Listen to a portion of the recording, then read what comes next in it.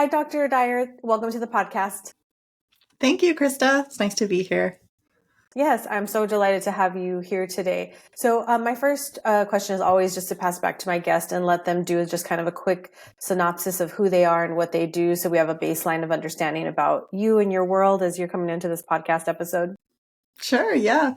I'm a research scientist and also a Reiki Master. So they seem like two very different worlds, but they do connect, they converge because my research work is mostly around mind-body practices or spiritual practices or integrative medicine for psychological health and well-being. So that includes studying Reiki in like the healthcare setting, for example. My academic background is in neuroscience. That's what my PhD is in.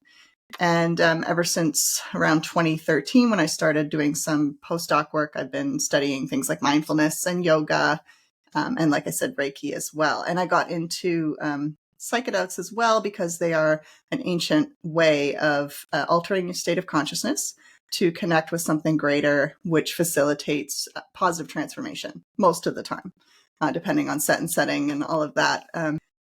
That's mostly my work. As I said, a Reiki Master, so I have a practice in my small town where I do Reiki sessions for people, and that's a biofield therapy originating from Japan. So I'm happy to dive into any of that. Yeah, it's so cool. I'm always curious about everybody's spiritual or religious or nothing upbringing and where they center themselves as an adult. Most of us get plunked into something or nothing at all. But this podcast is focused on the intersection of personal development, healing, and spirituality. So what was that early childhood experience with, and where did you anchor yourself in your adult life with what and in what? That's a really good question. So my early childhood, I'd say the first, 4 years or so were pretty good and peaceful. And then my parents divorced, and I really felt a lot of the sadness around that. My mother felt like very dark and sad and lonely kind of feelings there, and just kind of so as you may have guessed, I am like an empath. I don't know if that's like, some people think that's maybe a silly term, but I do pick up a lot of emotions of other people. And from a very young age, that was my mother's. And so I kind of was very tuned into suffering. So obviously as the opposite of that, wanting to relieve suffering. And that's really been a lot of my career as well. It's like, how can I relieve suffering? How can I remind people of who they are? Really are, the greater self. In terms of religious upbringing within my family, so my mother's side was Catholic, my father's side Anglican, but not practicing whatsoever, not really, I would call atheist, that side of the family. But within the home, there wasn't a lot of religion or spirituality, and I don't really even know if my parents even mentioned anything related to that, but I was put in Catholic school. So within the school system, we read the Bible a little bit, New Testament. It was very focused on Christ's teaching, Jesus Christ's teaching. So it was very much about forgiveness, loving and accepting everybody. I'm also from Canada, and there was a lot about diversity, and like it was very much, we're all part of one big human family. And so that was really, really good. It wasn't a very dogmatic Catholic church. And that was all of my education, even high school Catholic church.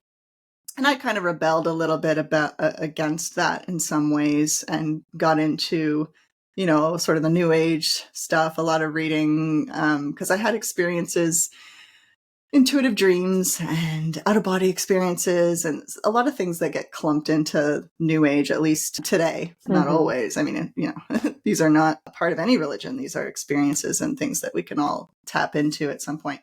So I had a lot of experiences that didn't really fit into the religious aspect or the more atheist or scientific aspect. I was very into science and studying life. I started accumulating knowledge about like near-death experiences, getting really interested and curious about that. Is there any evidence for the life after death? Does consciousness continue?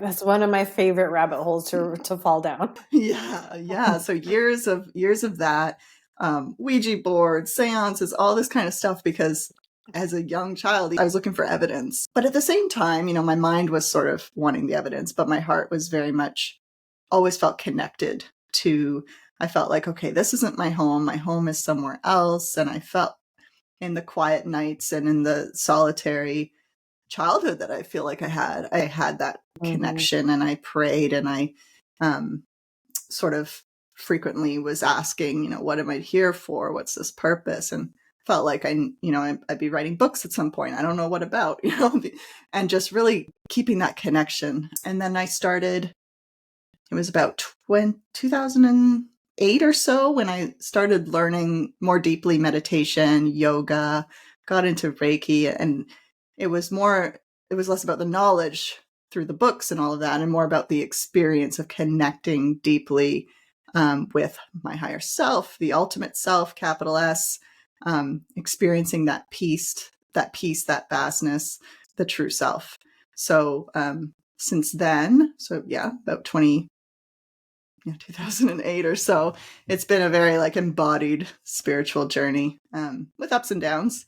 And I don't know, I don't know what to call it, spiritual but not religious, but yeah, I guess that's what I would refer to myself. But I know that's a term people, or a thing people throw around a lot. And what does that really mean? I don't know. But I love Jesus. I love Jesus' teachings. I love the pure teachings of all the religions. So I've learned a lot about Buddhism, a lot about Hinduism and Christianity as well. I always like reread aspects of the New Testament and things like that. So that's been my journey. It's always been an important part of my life. That's super fascinating. And thank you so much for that detail. And I deeply resonate with you, and you're in very good company here in the podcast with people who've come here before and had very similar journeys and also asked those really hard questions. And like, I've definitely had that very tangible experience of like, I just know this isn't my home. And I want to go home, like being homesick for a place that you can't actually touch with your hands, but you know that is there and somewhere you came from. Exactly. And the sadness you feel, or there's like grief or something. I feel like it would be a better way to describe that longing. I deeply resonate with you saying that. And just really beautiful that you wanted to do work that eliminated people's suffering. I think that's really, really beautiful. I think your purpose is fulfilled probably to the 10th degree. And I love that you said that you're curious, but you're also scientific. And that's something that I've struggled with as well, because I do work in science in my regular life and my day job, but I'm also very spiritual. And sometimes even I have trouble reconciling what I can't tangibly or quantitatively. The science side of me wants some hard facts or something I can hang on to, even though I know I'm having some different experience. So I really appreciate you going into all that detail, and I deeply resonate with a lot of what you said back there.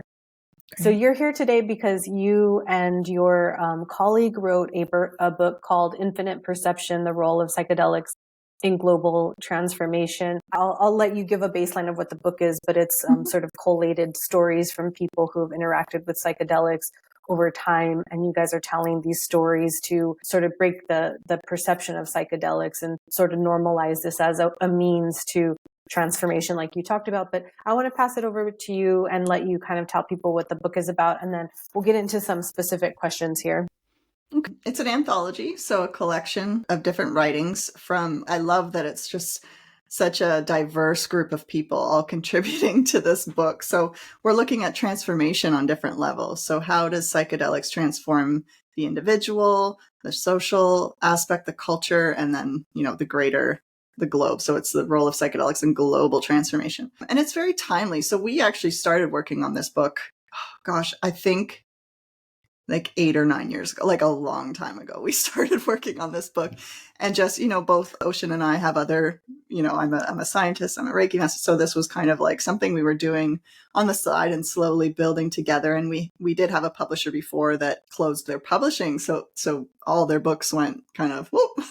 So that took us a little bit of time to like, okay, let's pull this together and actually get this published. So we're so happy that it's finally published, because it is very timely. When we started this book, psychedelics was just sort of getting like dusted off out of the closet of things you don't research anymore, or things you don't really talk about much, especially not in like a medical context. So it's actually really good timing that now it's emerging as a household thing, where even my uncle is asking me about psychedelics. And so I'm like, oh, okay. This is no longer super controversial like it was. But we have a variety of voices. We call it like the front line of the psychedelic renaissance.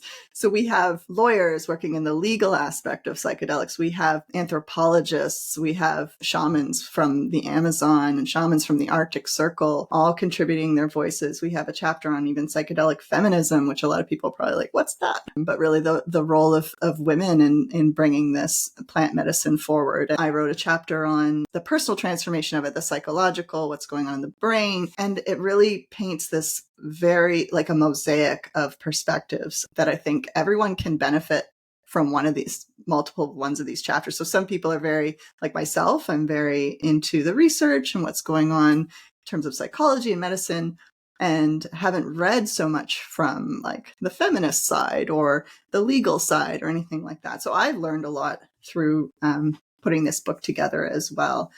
So I think it's completely unique from anything out there today. And I love that we can all come together, because what psychedelics show often is that we are all part of one, and we're all just different perspectives of this one, and that we can like come together under this multifaceted, similar perspective on the importance of plant medicine for transformation. So, and of course, some of the chapters is like, you don't have to take psychedelics. There's different ways of coming to the same understanding of the ultimate self, for example, like meditation, yoga, fasting. But some of them take a lot of time. So for people that, I think psychedelics are really good for people that are at terminal illness, for example. It's a touchy subject, but people that have fear of death, and then they take maybe LSD or psilocybin, and there are multiple cases of this and studies of this where their fear of death is gone. Like, I know I'm going back to God, or I know I'm all a part of everything, including even atheists. So it's very potent, rapid way of transforming your perspectives, your psychology, your sense of self, and your connection with other people. So it's a very powerful tool. And just transcending the human experience that is just like rife with fear. Oh, exactly. And giving you this like this objective view of your psychological conditioning and all your programming. And so you can just, without any, triggering of like wanting to attack. Or prompting. Yes. Yeah. So it's very powerful. And of course, it can be misused. We know this. Sure. We know that it wasn't researched properly in what we call the first wave of research. There were professors giving students LSD, all this kind of stuff that, it was some shit. That was going to be my second question about like, obviously it kind of, the whole subject went sort of dormant or quiet or underground for a long time. And I think anyone who knows anything about this knows that like the what you just spoke about, that old research, but this reemergence, like when you guys were putting this book together, where did you see that reemergence start from a time frame? Like, are we talking about 10 years ago? Or are we talking about 5 years ago? What are we looking at? We're talking about early 90s, actually, but it was a slow trickle. Really? Okay. Yeah. So Rick Strassman started studying DMT, I believe. Oh, don't quote me on that. But Rick Strassman sort of started, he wrote DMT, the spirit molecule. A lot of people are familiar with that. And Johns Hopkins started doing some studies. Roland Griffith from Johns Hopkins started looking at psilocybin for depression. And it took years to get approval to even look at psilocybin and DMT as well. Like there were so many, red tape around this for good reason, of course. Yeah. So we call that the third wave. So first wave being like the discovery of LSD and all of that. Second wave being like all the Harvard psychedelic research and Tim Leary and all of that. And then third wave starting again with Rick Strassman, Johns Hopkins, and really starting to be as ethical as possible. There's really strict guidelines with ethics boards now because so many ethic violations were committed throughout research. Yeah. So there's a lot to go through to be able to get approval to do a study like this, but really being careful with the setting, supporting the subjects, participants, making sure, and there have been, I gotta say, there's still, if you look the news, there are still ethics issues going on with some of these trials with LSD or MDMA. And I guess sometimes it can be a blurry line when you're a therapist for someone going through such a deep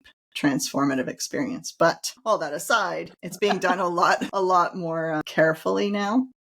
Within the research. But then we also have this underground movement of people going to Peru and taking ayahuasca and all this kind of stuff. And there are no checks and balances to that. And people, for the most part, seem to be doing okay with that. There are some issues. There's always going to be issues. But so we see it, the research is done a lot more carefully. And we're starting to see some amazing benefits for things like depression. And like I said, death anxiety, even things like, well, PTSD and with depression, treatment resistant depression. That means they've tried everything and they're still depressed, and they need that potent plant medicine or fungi medicine to just knock them out of their own conditioning and to see themselves from a more objective perspective. And it seems to be beneficial. And when people report the difference between, taking SSRI like Zoloft or something versus a psilocybin session, they say, well, the Zoloft was just kind of a Band-Aid. It was just numbing me out. It was, along with, getting rid of my sadness, it also got rid of my creativity. It got rid of my feeling of connection with others, this kind of thing. Whereas the psilocybin showed me the root, showed me how my thoughts were contributing to this, gave me a whole new perspective and got to the bottom of it. Because you're not taking psilocybin every day. You shouldn't. You really shouldn't. It's not that kind of a thing, right? Whereas with an SSRI, you got to take it every day for life, they tell you. Okay, well, is that really medicine or is that a Band-Aid? Yeah. With the psychedelics. And the dullness that people talk about in general on those, like it just it numbs or dulls kind of all the things, because I don't think they've created an advanced technology to target specific things chemically, but exactly. Yeah, those are all really valid points. In the questions also too, I was wondering, like when we talk about the transformative experience that people are having, I was really curious for you in doing this research, if you felt like with psychedelics, and if you think about where we are, like politically, religiously, intellectually as a species, I think for me, like a generalization, which I don't like to use, it feels like sometimes we need to evolve, but we just don't evolve fast enough, even in our thinking. Like, I feel like that's been the slowest thing to change about us. But these transformative experiences that our people are doing and having, it's opening up their mind. So in some ways, like, do you also see it as an evolutionary, like, advancement of some sort with the mind opening when people do psychedelics? Yeah, that's a really good point. I think it is going to aid in our evolution going forward. Excuse me.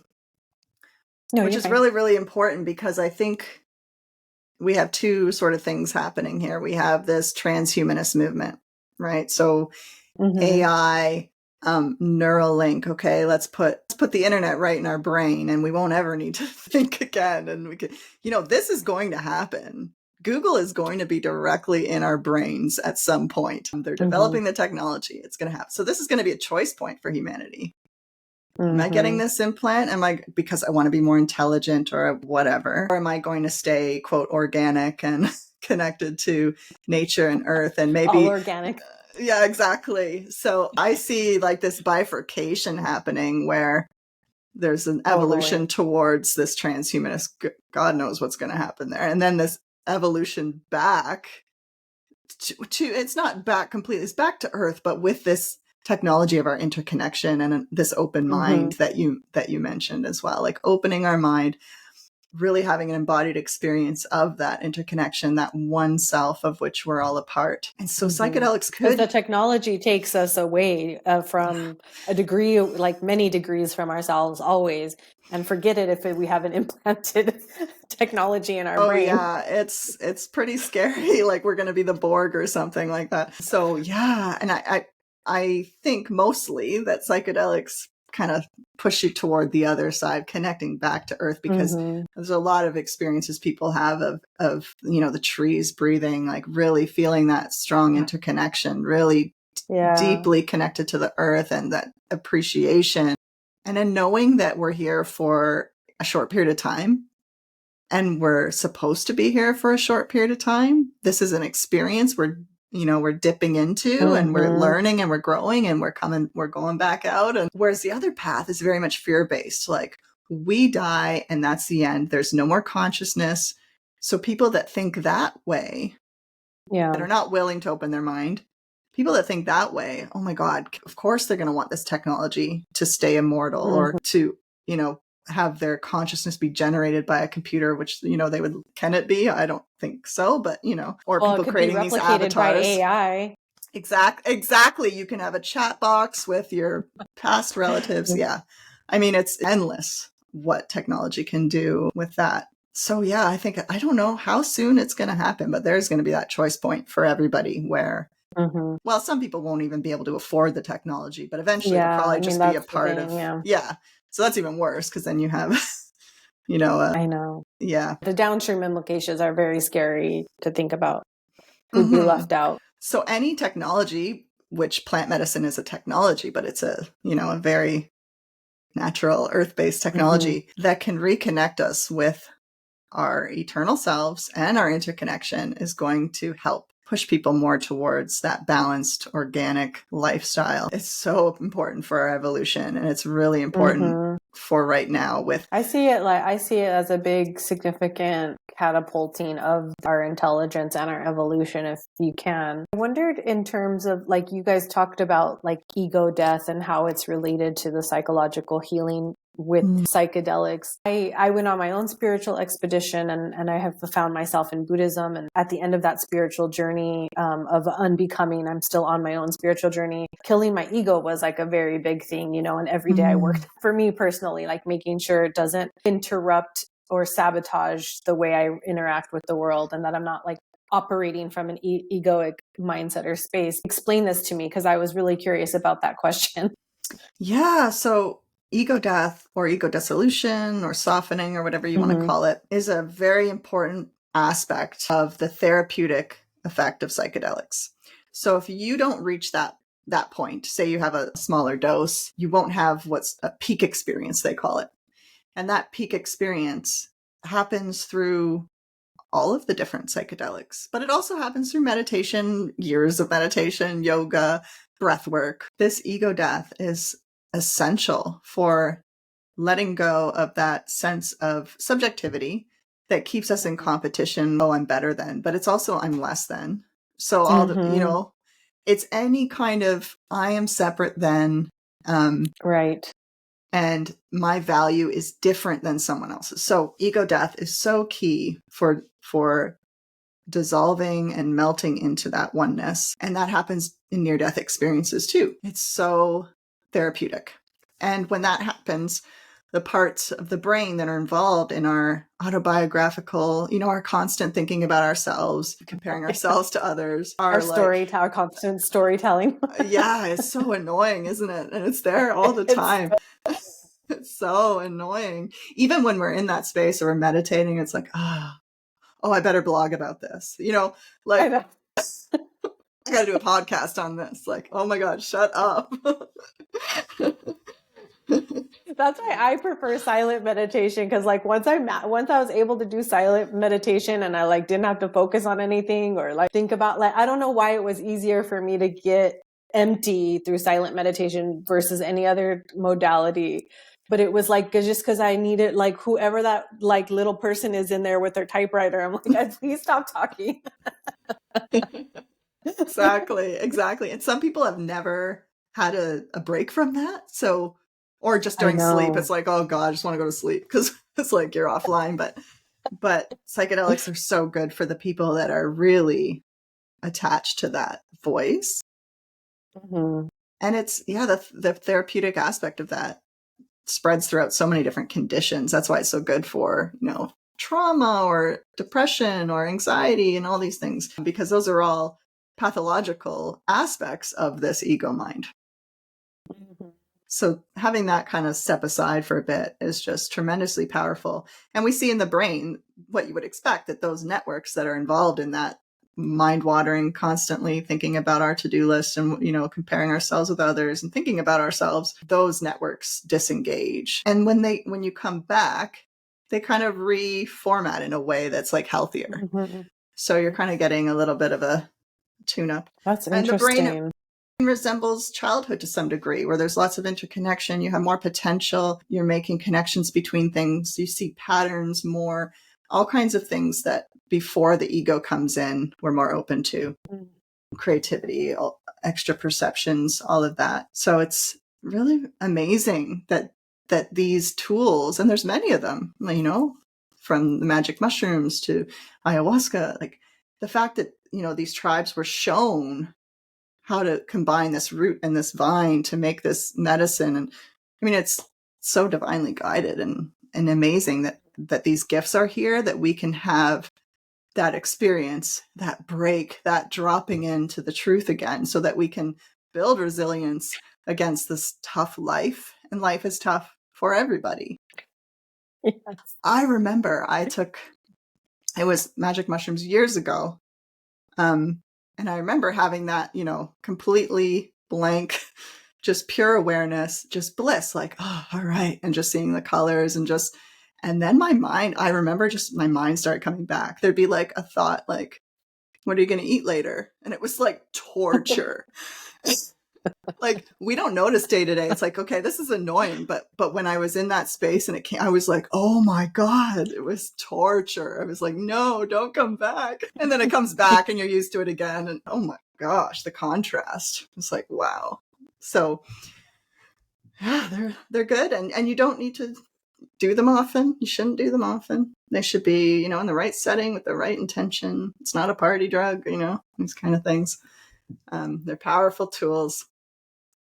Yeah. Well, I'm really curious too if we can highlight, you said it at the top, and I don't remember how you worded it about the feminine influence in psychedelics, but like what can you tell us about that specifically? Being a Reiki master, do you feel intuitively and spiritually that, like, is there any sort of, I don't know, this is not the right way to term it, but any like advantageous characteristics of us as a gender that allows us to know these things? Like, I don't know what your answer will be, but I'm just curious. Yeah, no, that's great. So we often think of, Mother Earth.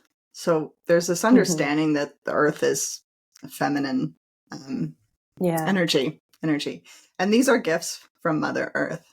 And they call it Mother Ayahuasca. And there's a few different, like salvia is called the shepherdess. And even people that have taken salvia, having Mother Mary come and these kinds of things. So, well, there was an influence of Christianity there. But some of these substances are called, Mother or, and there's this feminine energy that can be accompanied in these experiences. And on the flip side, they've been some of these, like cannabis, for example, they've been mistreated. The spirits, the plants, what do they call it? Like trafficked and like, mistreated. There was a chapter that was going to be in the book about that a bit more in the cannabis industry, but the author backed out, unfortunately. But it's very interesting. I never thought of it that way of, pillaging these substances, selling them, on the black market. Yeah. Prostituting them out, as one author said. And what that does to the energy exchange of it all. Yeah. So that's really interesting. But I think in terms of the nature of the feminine, which is very much nurturing, very much empathic, emotional connection, I think, come to this sort of natural form of spirituality a lot more often than men, I think.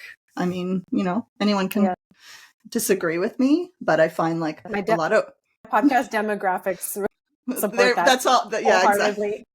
There we go. So even in integrative medicine research, where we're just talking about people that are getting Reiki or people that are getting acupuncture or doing meditation, yoga, it's women. It's mostly women, on average, 70% women. So there's already this connection to that and this longing for that. I see so much going on lately with women's circles being started. I don't know if that's true for you and your community, but where I live, there's so many women's circles all of a sudden. Thing. And So what we've kind of known individually, we're starting to share with each other, and women are kind of banding together in this knowing of okay, well, maybe I'm not crazy. We're all the same, and we can talk about this now. And I think the internet helps with that too. Whereas maybe before it was just about, being a good wife or being a good mother and, doing your duty. And lately it's you can do that, and you can expand your consciousness, and you can connect spiritually and grow in an empowered way. So I think it's a big transformation for women. That being said, there aren't as many women in the psychedelic space, which, maybe that's good though, but maybe the men need the psychedelics and the women, can already be there. But I think that is interesting. And I think maybe there's a bit of fear associated with it. I don't know. But there does tend to be more men taking psychedelics than women in the research that I've seen. Mm. So that is really interesting. But maybe it's because the masculine needs that feminine more. I've had a few friends that are like, I'm already on mushrooms. Like, I don't need to take mushrooms. Like, I'm already there. A few women have told me that. I'm like, okay. So, and yeah, for myself, I haven't had psychedelics in a really long time, actually, but they were very important in my transformation. So yeah, the feminist perspective is really interesting. At the same time, when we do take these substances that are transcendent, transformative, we learn that we are all everything, and these are all just roles, and in this lifetime, and maybe we all have these aspects of ourselves, and we're just we end up in one bucket for this life. It's like, you got to be something.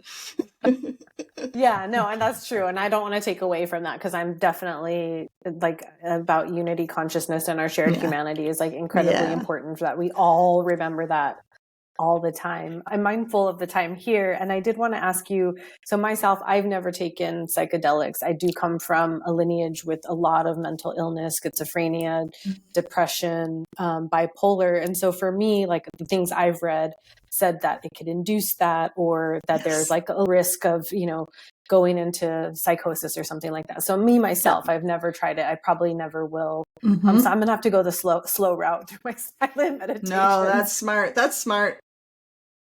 And my Buddhist practices. But who else, I guess, just for like a PSA for anyone listening that's really into this conversation, like, are there people that should be not taking psychedelics, or should they be considering, what avenue should they research before they even go down this pathway?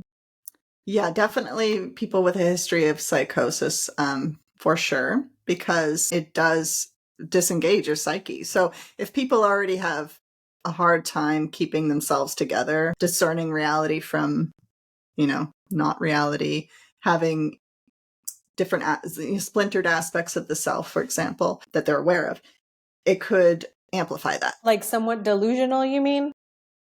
Yeah.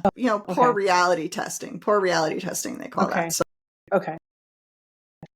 Now, I'm sure eventually they're going to look into everything, research everything. They will probably eventually do a study with schizophrenia and psychedelics to see if there's a way of repairing that through psychedelics. But at this point, it's definitely psychosis is a exclusion criteria for so many studies, even studies with just yoga, because it is a conscious altering practice. But there have been studies with schizophrenia and yoga, and it has helped with even hallucinations. So that's pretty interesting. Yeah. Children, of course, I wouldn't recommend any children do it. Nope. I think dissociation, so people that, again, like multiple personality disorders are previously known as multiple personality disorder, but dissociative identity disorder. So people that don't have a stable sense of self, that can be dangerous too. So, but then I feel compassion for those groups because they need treatment. So hopefully, we do have better treatment for those conditions, because they do get excluded from a lot of potential treatments. And I would imagine they could use some of the reprieve, because a lot of mental illnesses, like the chatter in the mind, is really hard. My biological mom was schizophrenic with hallucinations. And when she wasn't on her medication, it was like nonstop talking, seeing, like, I can't imagine, like, I don't think she got a moment's peace in her life until she passed away, to be quite honest. Like, that must have been so hard. Difficult. Well, for you too, that must have been so difficult. Like, you grew up with that? Well, so I was adopted at 5, and I got reunited with her when I got to have a relationship with her, but she was on and off medication until, I would say, like the last decade of her life. She was in an assisted living home and stabilized. But before that, like, it was just like, she just couldn't stabilize herself. And it was hard to watch. And I can't even imagine, like, she didn't have, I just feel so much compassion and empathy for her, because I just feel like that poor lady didn't have no peace while she was here on Earth. Yeah, I know. Thank goodness we're not here for that long in some of these cases, right? She's like, oh, she's probably so free and happy now. And she passed away in her early 60s, so like she definitely had to do that. But so we're getting close to the end, and I just wanted to give you some more space here to talk about the book or anything that's important that you want us to know about psychedelics or this anthology, to the listeners, like anything you want to add here. That's a good question. I mean, we have covered a lot. I would just, of course, recommend not just grabbing psychedelics and doing them by yourself, not doing them in a party setting, being very mindful of the set and setting. If there's a clinic you can go to, that's great. I know, sometimes there's some ketamine clinics, some MDMA and psilocybin clinics out there now. So I would definitely recommend doing what they call psychotherapy assisted psychedelics. So with a therapist with a lot of experience, because there's a lot of people that want to be therapists and they're taking training now. Try to find someone who's very experienced with that. Licensed. Yeah, exactly. Or go ahead and go to Peru. But just to be very clear about, take it seriously. Basically, this is a sacred medicine to really help highlight your wounds so that you can bring them into light. We're bringing the shadows into the light, the unconscious into the conscious. So there's going to be, sometimes psychedelics bring up all that darkness, and it can be really scary. And if you stay in that and you don't keep going past that threshold of that peak experience and that ego death, if you cling on because of fear, you're going to have a bad trip. So it's really important to have a sitter with you, or to remind yourself to let go, let go, let go, so that you can allow the medicine to transform you in a positive way instead of clinging on to that ego and that sense of self, which then, you can end up in a really a bad trip. And then you might need therapy to cope with what you had during the psychedelics. So just to be careful, take it seriously, find a good, whether that's a shaman, a legit shaman, or licensed therapist. I would, just want to caution that. I'm pretty sure I write that in the book. Because it really is like an alchemical transformation, essentially, that's happening, is what it sounds like. And it can be very potent. There's also, something called microdosing that people are doing. But again, you're not going to have that potent transformation from microdosing. You might feel a little more empathic. You might feel a little more happy, which is nice. But with microdosing, people are taking it every day. So then we're back with like an SSRI kind of situation where you're like needing to take it every day. And that's not how it was intended. Using it in ceremony, 1, 2, 3 times maybe for that transformation, and also allowing for time for that integration, because you don't come back and you're just like, oh, great, like my depression's gone. I gotta go to the grocery store now. Yeah, you have to sort of like, work through it, make sense of it, reintegrate, and make some changes in your life, right? It's always like highlights things that you're doing, or maybe, it's like, we have issues with family members and I don't get along with this person, and you're shown your role in it. Okay, so you now know your role in maintaining this drama, for example. So now you got to do the work to repair that relationship. So there's always some kind of homework that comes from it. So don't just like chase the trip, basically. Like some people just got caught up in, I can't wait for my next session, because it can, has a lot of serotonin. It's, serotonin agonist. So we get some really positive emotions with the experience. So some people can just really cling to that. So I would recommend taking it very serious, taking it with a good guide, and allowing that time for integration. Okay, perfect. And do you guys have anything coming up in terms of like book readings or like events that are coming up with the book in the next few weeks and that we can tell the audience about? And then where can everyone connect with you online? I'm not doing any book readings, but Ocean, unfortunately, I should have got his schedule, but Ocean will be. He's out in Oakland, California, San Francisco area, California, where there's a lot of openness to this. I'm in the East Coast of Canada in a small little town where there's nowhere for me to do a book reading, but unfortunately, I don't have those dates. But if you're in the Oakland, California area, Ocean's around, and he's a very interesting person who lived in the Amazon with these shamans, and he's quite an interesting person. I wish he was here too to speak to that as well. But so here's the book. I'll show it. It's very pretty. It's very beautiful. Yeah.